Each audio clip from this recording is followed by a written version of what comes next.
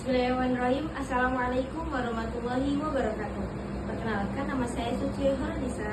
Hari ini saya akan membahas tentang pemikiran filsafat para tokoh tentang pendidikan dari Ahmad Soekarti. Ahmad Soekarti merupakan seorang akademisi, peneliti, dan pemikir pendidikan kontemporer asal Indonesia. Ia dikenal sebagai tokoh yang banyak memberikan gagasan mengenai pendidikan humanis, yaitu pendidikan yang berorientasi pada nilai kemanusiaan, keadilan, dan pembebasan manusia dari berbagai bentuk penindasan sosial maupun intelektual. Dalam perjalanan akademiknya, Ahmad Soekarti aktif menulis berbagai karya ilmiah di bidang filsafat pendidikan dan pengembangan kurikulum.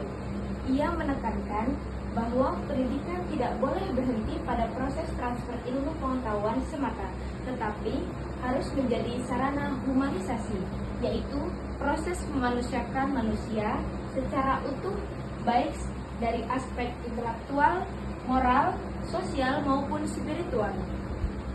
Menurut Soekarti, guru memiliki peran strategis sebagai agen perubahan sosial dan teladan moral, sedangkan peserta didik harus dipandang sebagai subjek aktif dalam proses belajar. Ia juga menekankan pentingnya kurikulum yang fleksibel dan kontekstual agar pendidikan dapat menyesuaikan diri dengan perkembangan zaman dan kebutuhan masyarakat. Pemikiran-pemikiran beliau banyak berpengaruh dan berdiskusi akademik seputar reformasi pendidikan nasional dan pendidikan berbasis karakter. Melalui karya dan pandangannya, Ahmad Soekarti terus menginspirasi kalangan pendidik untuk menghadirkan sistem kependidikan yang lebih adil, inklusif, dan berorientasi pada nilai-nilai kemanusiaan.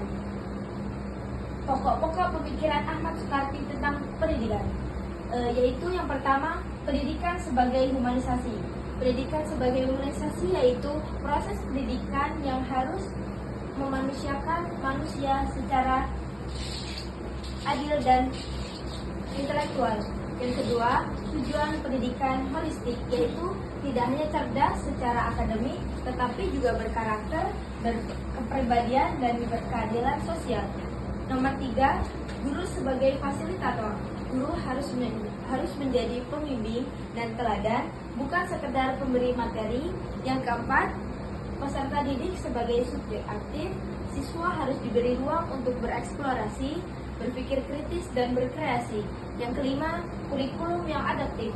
Kurikulum perlu fleksibel dan relevan dengan kebutuhan zaman.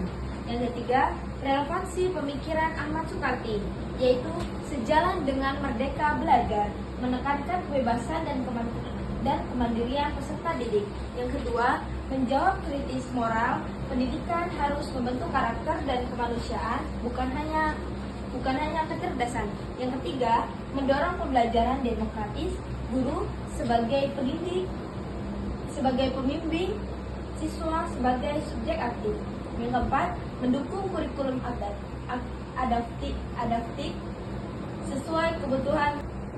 Yang kelima, memperkuat nilai nasional sejalan dengan semangat Pancasila dan tujuan pendidikan nasional.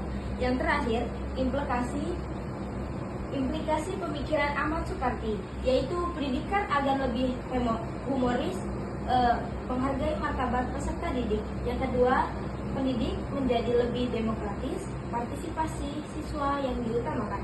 Yang ketiga, pendidik bersifat kontekstual, selaras dengan kehidupan nyata dan tantangan global. Yang keempat, pendidikan menghasilkan generasi berkarakter, cerdas, kreatif, sekaligus bermoral. Dari pemikiran ini kita disimpulkan bahwa pendidikan seharusnya lebih humoris, demokratis, dan kontekstual sehingga dapat melahirkan generasi-generasi yang cerdas dan bisa digunakan untuk. Cukup presentasi dari saya dan akhirnya dari kami. Wassalamualaikum warahmatullahi wabarakatuh.